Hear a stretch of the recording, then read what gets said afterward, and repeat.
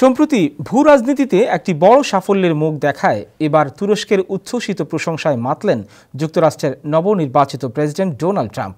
Florida অঙ্গরাজ্যের তার পাম বিচের বাড়ি মার-এ-লাগোতে সংবাদ সম্মেলনে তিনি বলেছেন, সিরিয়ার ভবিষ্যতের চাবি এখন তুরস্কের হাতে। বাকিটা রিপোর্টে। সিরিয়াতে ভবিষ্যতে কি হতে যাচ্ছে সেটার অনেক কিছু তুরস্কের ওপর নির্ভর করছে। দেশটির ভবিষ্যতের চাবি তুরস্কের হাতে। যুক্তরাষ্ট্রের নবনির্বাচিত প্রেসিডেন্ট ডোনাল্ড ট্রাম্প সোমবার কথা বলেন। সিরিয়ায় বাশার আল আসাদকে ক্ষমতা থেকে উৎখাতের ঘটনাকে একটি বন্ধুবিহীন দখল বলে মন্তব্য করেছেন ডোনাল্ড ট্রাম্প।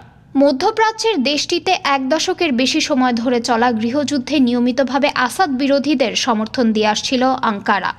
অন্যদিকে আসাদের পক্ষে শুরু থেকে মাঠে লড়াই করে যাচ্ছিল ইরান ও রাশিয়ার সামরিক বাহিনী। ফলে আসাদের পতনে তুরস্কের কাছে এক প্রকার বড় ধরনের হারের মুখে পড়েছে মস্কো ও তেহরান। ফ্লোরিডাতে অবস্থিত বাসভবন মার-এ-লাগোতে আয়োজিত এক সংবাদ সম্মেলনে ট্রাম্প তুরস্কের প্রশংসা করে জানান, আঙ্কারা খুবই চালাক। বিপুল প্রাণহানি ছাড়াই তারা সিরিয়াতে একটি বন্ধুত্ববিহীন ক্ষমতার দখল সম্পন্ন করেছে।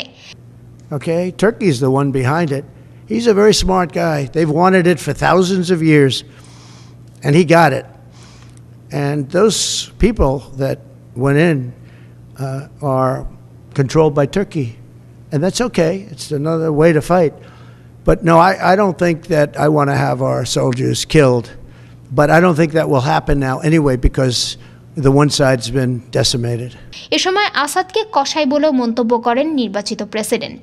জানান, ক্ষমতা টিকিয়ে রাখতে শিশুদের ওপরও নির্যাতন চালিয়েছে সিরিয়ার ক্ষমতাচ্যুত এই স্বৈরশাসক। ট্রাম্পকে সিরিয়ায় মোতায়েন থাকা যুক্তরাষ্ট্রের সেনাদের ব্যাপারে প্রশ্ন করা হলে তিনি জানান, কেউ জানে না সিরিয়ায় কি হবে। তবে তিনি মনে করেন তুরস্ক আগামী দিনে রাষ্ট্রটির নীতিমালা ঠিক করতে গুরুত্বপূর্ণ ভূমিকা পালন করবে। নির্বাচিত প্রেসিডেন্টের এমন মন্তব্যের ফলে মনে করা হচ্ছে সামনের দিনগুলোতে তুরস্কের মাধ্যমেই যুক্তরাষ্ট্রের স্বার্থ সংরক্ষণে সক্রিয় হবে ওয়াশিংটন। ট্রাম্পের এমন মন্তব্য ক্ষমতা গ্রহণের আগে তার অভ্যন্তরীণ ও আন্তর্জাতিক নীতির একটি ইঙ্গিত প্রদান করে। এর আগে সিরিয়ার এই সংঘাত নিয়ে রিপাবলিকান এই নেতা জানিয়েছিলেন, সেখানে যুক্তরাষ্ট্রের কিছু করার নেই, যাদের লড়াই তাদেরকেই লড়াই দিতে হবে।